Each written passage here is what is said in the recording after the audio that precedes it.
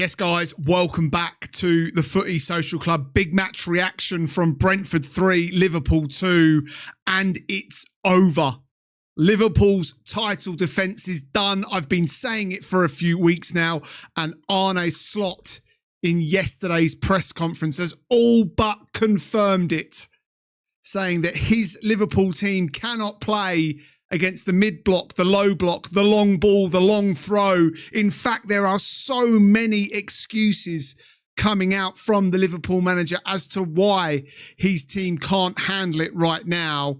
It's safe to say when you've spent £500 million on players, you cannot lose 4 games in a row. And that is exactly what has happened to Liverpool. The win in midweek against Eintracht Frankfurt seems to be already a distant memory for Liverpool fans. Back to league form, they were hoping that that win in Europe during the week would catapult them to getting back to winning ways. And Brentford looked the perfect opportunity. A team decimated by sales in the summer. But no, they were the team that looked organised. They were the team that looked like they understood what was required of them by the manager. They were the team with a game plan. They were the team with cohesion. Everything that is not in this Liverpool team at the moment. And Arne Slot stood on the sidelines scratching his head at what he is currently seeing from these Liverpool players at the moment. This is a far cry from what we watched last season in the Premier League. And there will be questions asked now. There will be inquests. Some Liverpool fans, and I'm not a Liverpool fan and not saying that this should happen, but some Liverpool fans now on other channels, on mainstream media, calling for Arne Slot to be sacked. This could go down as the worst title defence in Premier League history right now. I've said it before on other podcasts. Liverpool will be out of the title race by Christmas. They are out of the title race right now, in my opinion. Let me know your opinion down in the comments. If you haven't done so already, drop a like on this video. It really does help the algorithm. And if you're new around here, welcome to this Liverpool rant. Welcome to the Footy Social Club. My name's Christian. This is my opinion on yesterday's game in the Premier League. Make sure you drop a subscribe on this video if you haven't done so already. Not just reactions, previews, live shows, predictions as well. You are very, very welcome here at the Footy Social Club. So let's go back to it. And even though Mo Salah scored late to give Liverpool just the smallest of chances, the truth is, from the game, they were never, ever really in it, were they? Brentford were by far the better team, and they took the lead in under 5 minutes. Back post drama again, this time Kerkez the suspect. And if you cast your minds back to the Newcastle game, Kerkez was at fault for the Guimaraes header. Once again, ball into the box. Utara, the man signed in the summer to replace Mbeumo and Wissa up top. He scores to give Brentford an early lead. The G-Tech erupts, but it's so familiar to what we've seen from Liverpool this season. They cannot defend. I think that's 14 goals Liverpool have conceded this season. The 4 defeats in a row. Liverpool lost only 4 games all season in the Premier League last year. It's just not good enough. It's just not good enough. And Kerkez, for me, drop him. Don't care that he scored. We'll come to that very shortly. Drop him. He's there to be a defender, and he looks nervous. He is bang out of form. He just, at the moment, doesn't fit what is required in the back line for Liverpool. Get him out. You've got a brilliant left back in Andy Robertson that can play. Get him through 60 minutes.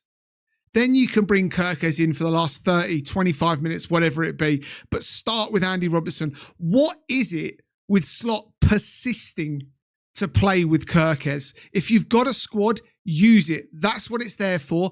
Trying to play Kerkez through this at the moment is beyond a joke.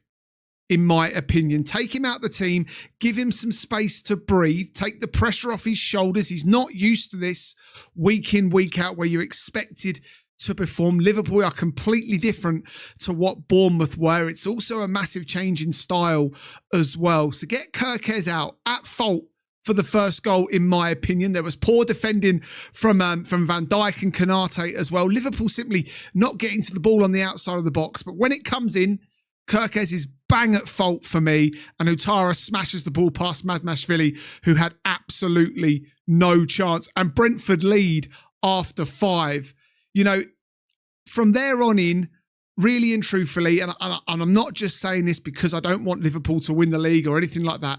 Liverpool, for me, were never really in the game. Florian Wirtz has a great opportunity to draw them level. He smashes wide when he should have done better. You can feel he is feeling the pressure. He was taken off later in the game to ironic cheers of what a waste of money. But right now, none of the new players, bar probably Ekatike, are currently working for Arne Slot. And yes, there are injuries. Gravenberg's out. Now Isak's out, but he hasn't hit the ground running whatsoever. Defensive frailties are there for all to see.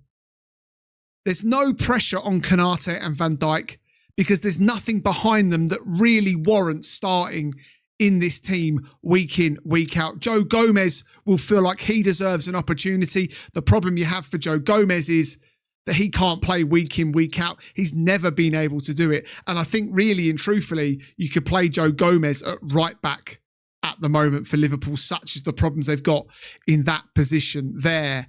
And on the stroke of half-time, Brentford made it 2-0. That was after Damsgaard drew a great save from Madmashvili. Jordan Henderson facing his former club, like Carmine Kelleher as well. They had a point to prove, didn't they? They played very well. You can see why Thomas Tuchel and other Premier League managers like Jordan Henderson, I thought he was excellent yesterday. And it was a defence-splitting pass that put Sade through. And Konaté and Van Dijk couldn't have been wider apart in the defensive transition here.